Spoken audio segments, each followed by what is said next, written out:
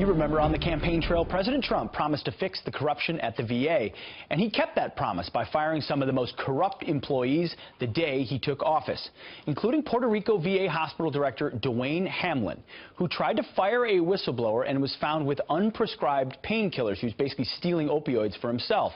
But after filing a civil service protections appeal, Hamlin is back to being employed by the VA. Joining me now with his reaction to this is VA whistleblower Scott Davis. So, Scott, you look at a guy like this. President Trump and on day one said, you are fired, you're out of the VA for obvious grievances you've committed. But now he's been reinstated due to a process called the Merit Systems Protection Board, basically civil service appeal. What does it say about the culture that still remains at the VA? I think it says, and thank you for having me, Pete, I think it says that the president is trying to move VA in the right direction, but unfortunately he doesn't have a lot of support from the leadership who should have handled the firing process better so that the president's wishes would have been properly executed. Remember that President Trump inherited this mess from President Obama and Secretary Shulkin, who was over the hospitals at VA and who should have fired this guy a year ago. So, Scott, I gotta push you on that a little bit, because is this one instance where it wasn't handled properly, or is the system rigged to defend corrupt officials? Because Sharon Hellman, the director of the Phoenix VA, was fired, but still could be brought back on through the same process because she appealed her firing. So what needs to happen? What can Secretary Shulkin do to make sure that someone like Sharon Hellman isn't brought back through the same process? I think what the secretary needs to do is he needs to work with the Department of Justice so that these people can be prosecuted.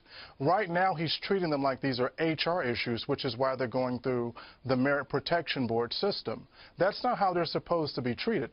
When you have a corrupt government official who abuses his or her authority, like the director in Phoenix, the Department of Justice should prosecute them, as they have basically engaged in activities that put veterans' lives at risk, and in many cases, some veterans have died. Of course. I think that's the difference. And I think the president is doing the right thing, but he can't do it all by himself. Dr. Shulkin, in some of the emails that I have seen, has actually been sympathetic towards some of these people, not willing to hold them accountable. So what we've heard from Secretary Shulkin is that he's pushing for more stringent VA accountability legislation called the Veterans Accountability First Act. They have made example of some employees, one who was watching pornography at work at the VA. They fired him. But you're still critical. You don't think they've gone far enough in taking out some of the corrupt employees?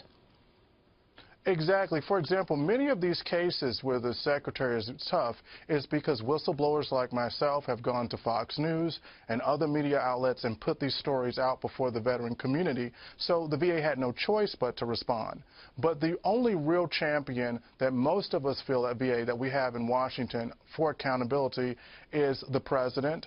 We've got some support from Senator Rubio and Senator Isaacson, but Congress needs to do more. The legislation that you mentioned leave some room for a peer review so that when executives like this get fired, they can take this to a peer review and say, look at it, my peers, I shouldn't be fired. Sure. And the same people engaged in that bad activity are going to decide whether or not the punishment should go forth for these people. Scott Davis, absolutely. And of course, the AFGE government unions have their hands in all of this too, trying to protect these corrupt employees.